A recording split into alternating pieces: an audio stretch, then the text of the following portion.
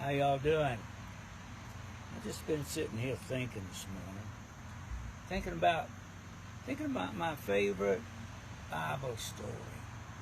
Now that my favorite, that was the marriage feast of Cana. And you know that's when Jesus turned water into wine.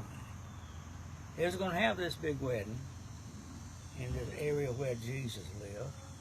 And Jesus and Mary and Joseph, they was all invited. And they attended. And along during about the middle of the evening, the wine steward come to the host and with some bad news. He said, you know, we're running out of wine. We're not going to have any wine. That was bad news in that area that time of night. So apparently, the host, he knew a little something about Jesus, because he went to Mary, and he told Mary the situation, and said, "Can you get Jesus to help us out a little bit?" So she went to Jesus and explained the situation to him, and he said, "Well, you know, my time hadn't come yet." He sort of resisted. But she stayed after him, and he said, "Okay."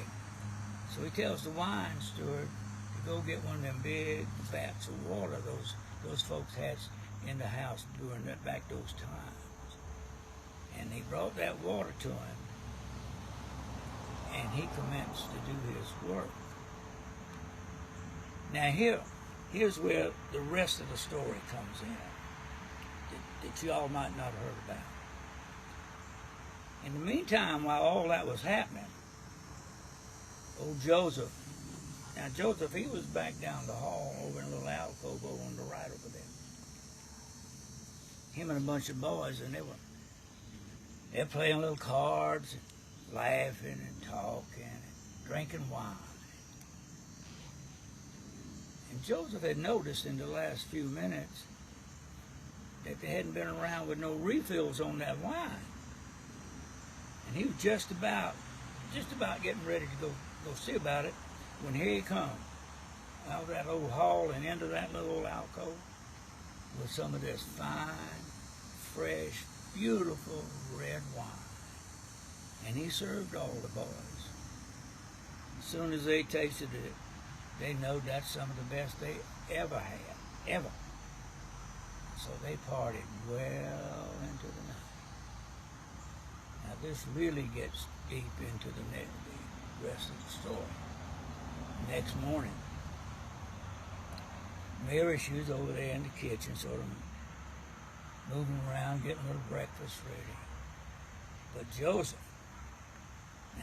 he's laying out on the couch over there. He was what we call, excuse me, he was doing what we call paying the price. He was paying the piper, people. He was hurting. He's laying over there with a cool rag on top of his forehead like that. He had one over his eyes. He could hardly get his head off the pillow. And in a few minutes, he sort of raised his hand over towards Mary, and he says, Mary, darling, said, would you please, would you get me a cup of that cool, clear water? And don't let that boy of yours touch it. I'll be seeing you later.